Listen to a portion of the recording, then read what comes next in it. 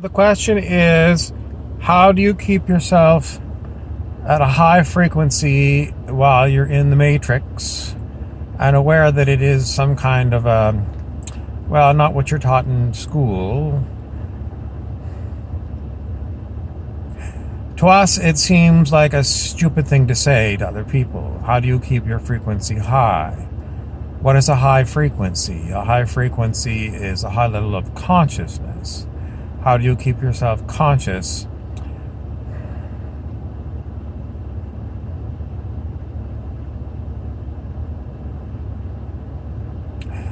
What you're aware of doesn't seem to be under your own control.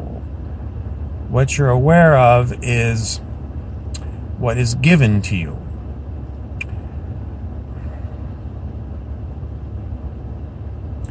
If you see synchronicities, did you cause the synchronicity?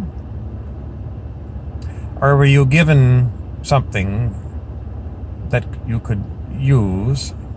For example, if I heard a song and there was a phrase in the song and I was on my smartphone at the time, I typed that phrase into the machine, did I cause a synchronicity for someone else? Sometimes we think, yes, this could be something for someone else. The Earth Coincidence Control Office that Dr. John Lilly talked about, being an agent of it, because we've seen these things. But it was put into our mind to do this thing. Consciousness fields, Dr. David R. Hawkins talked about. And, what takes a certain aspect of a consciousness field and sticks it into your noggin. But the idea that you are doing something, to us, seems egoic. Very egoic. Because I'm trying to get around it, trying to get into someone else's head who thinks that they are doing something. A higher being, somehow at a higher consciousness with more awareness, that's able to do these things.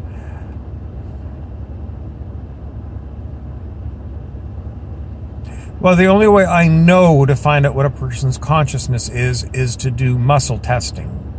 You can muscle test if you're allowed to do it. So you could muscle test to see if a person's consciousness, where they were on the scale of consciousness, and if they were very high on the scale of consciousness, do they ever actually get to be a doer?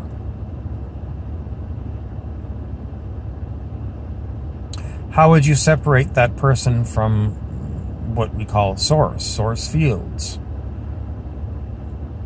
How do you block consciousness so that you could test it scientifically? Is there some way of blocking consciousness? I have no answer. But this is what I give you. From our perspective, everything comes from source. And, and source puts you through the consciousness field, if we're using that paradigm,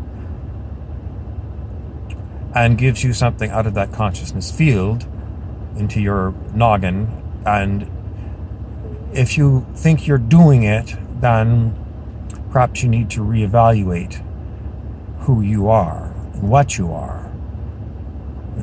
For me, I'm an observer.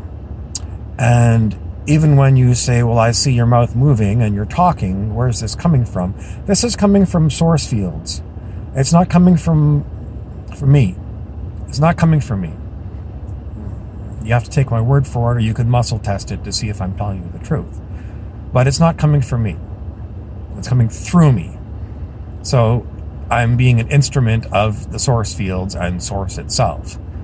So am I a doer? It might appear to people that don't understand this idea, these concepts, these paradigms, that I am a doer.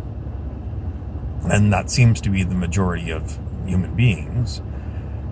But if you're trying to learn, really get to the heart of these things, I suggest you think about what I'm saying here. And, if you think you are a doer, that you are somehow the source, well, maybe you're a different kind of being than I am. But I told you, I'm a transparency for something else that comes through me. Sometimes in the artistic world, it's like, the muse. They call it the muse comes through you, which is some other kind of a thing. How would you describe it? It's the muse. I mean, look it up in the dictionary what the muse is. But it is something that comes through you. It affects you, perhaps, gives you whatever it is that flows through you and makes you talk and makes you move and makes you dance. That's my lecture. Hope you enjoy.